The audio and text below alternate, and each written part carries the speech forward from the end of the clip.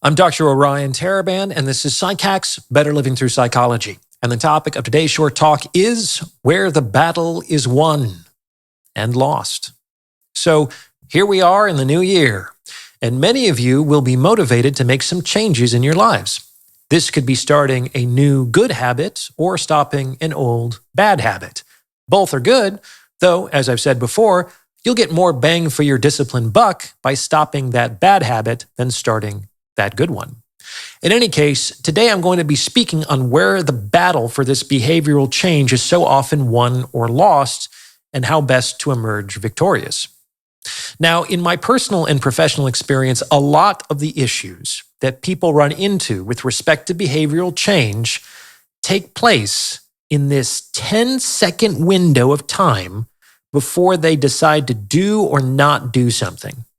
The outcome of this 10-second battle often determines what people will do for the next hour or so. And what people do for the next hour or so can either solidify a behavior into a habit just a little bit more or undermine good progress made up until that point. Both virtues and vices are habits, and habits are formed by what we consistently do.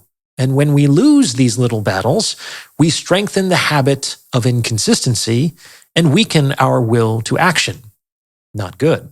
So the first counsel is not to take this 10-second battle lightly. Winning or losing this skirmish has much bigger consequences than might be immediately apparent.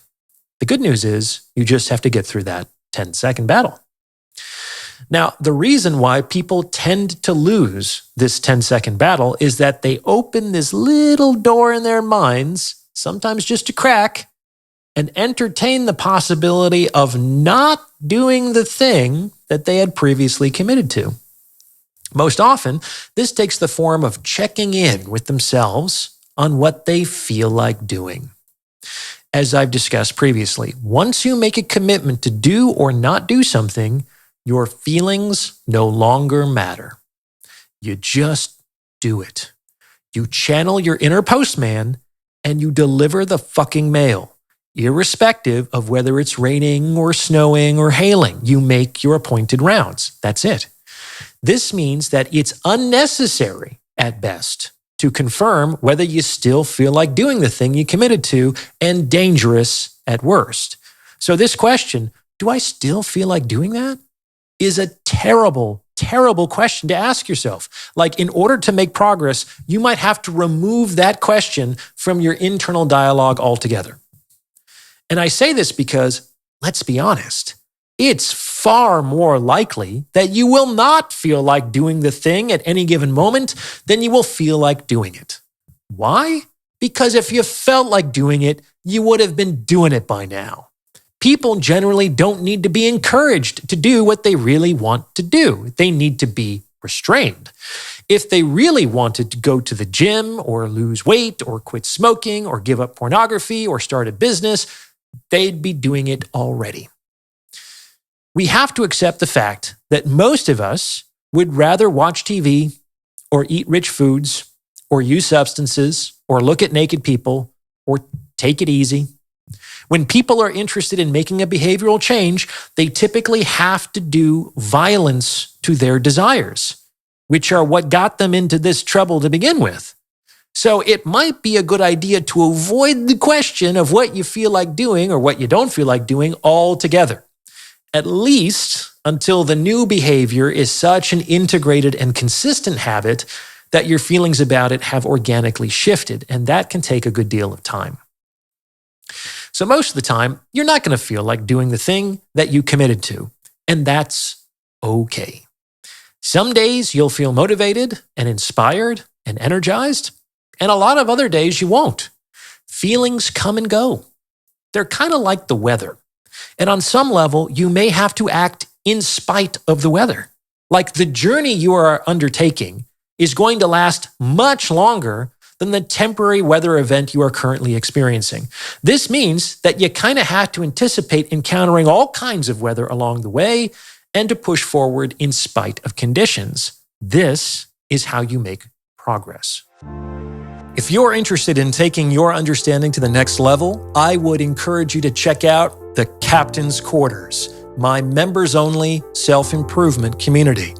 Your monthly membership will get you access to a cadre of like-minded, supportive individuals, bi-monthly group consultation sessions hosted by yours truly, and exclusive content that you won't find anywhere else. Click the link in the description for more information.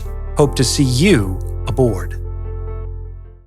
Now, it's also important to accept the fact that you, like most people, typically follow the path of least resistance. It is what it is. However, you can use this to your advantage. How? By structuring things in such a way that the good habits that you want to cultivate are easier and require less effort than the bad habits that you want to stop. There are many different ways to do this, though how you approach this obviously depends on the behavior in question. I'll give you some examples from my own life.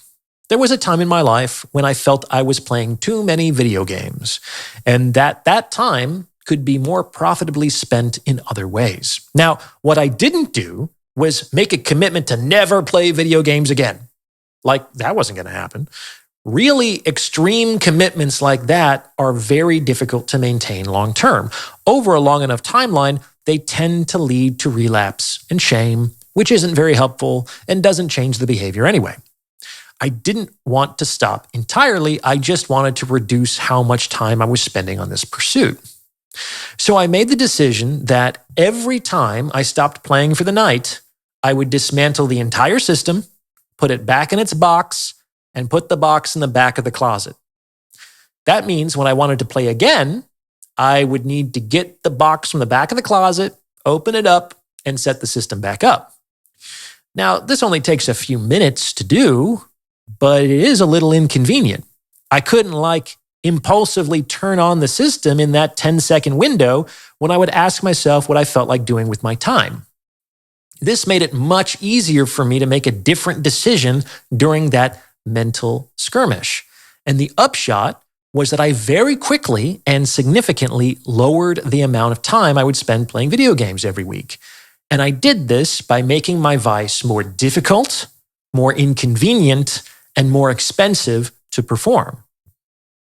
By the same token, when I wanted to cultivate a habit of going to the gym more regularly, I began to pack a bag with my gym clothes and electrolytes and whatnot and keep it right by the door. Like I would have to step over it on my way out of the house. And when I got back from the gym, the sweaty clothes would go in the laundry and I would immediately repack the bag with new supplies. That way, it was already ready to go for the next session. And because I did this, I didn't have to spend a few minutes getting everything together, which could derail the decision to go to the gym entirely. This made it much easier for me to keep my commitment in that 10-second battle. And the upshot was that I quickly and significantly improved my gym consistency. And I did this by making my new habit less difficult, less inconvenient, and less expensive to perform. Finally, it can be useful during that 10-second skirmish to play the tape forward in your mind. Imagine being in the same place and struggling with the same issue 1 year from now. How does that make you feel? Another year has gone by, and once again, you've made no progress on this issue that you yourself insist is important to you. And how many chances do you really have left? How many years are you guaranteed? If this never changes, will you regret it?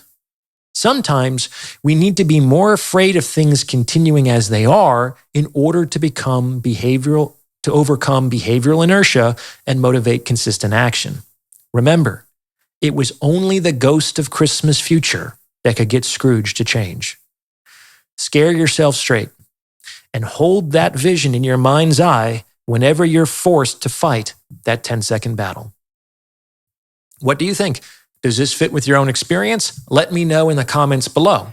And please send this episode to someone who you think might benefit from its message, as it's word-of-mouth referrals like this that really help to make the channel grow. Anyone looking to join my free weekly newsletter or book a paid consultation can do so on my website, There's also my book, The Value of Others, and my member community, the Captain's Quarters. The links to everything are in the description below. Check them out. There's a lot of really, really good information in all of these resources. As always, I appreciate your support, and thank you for listening.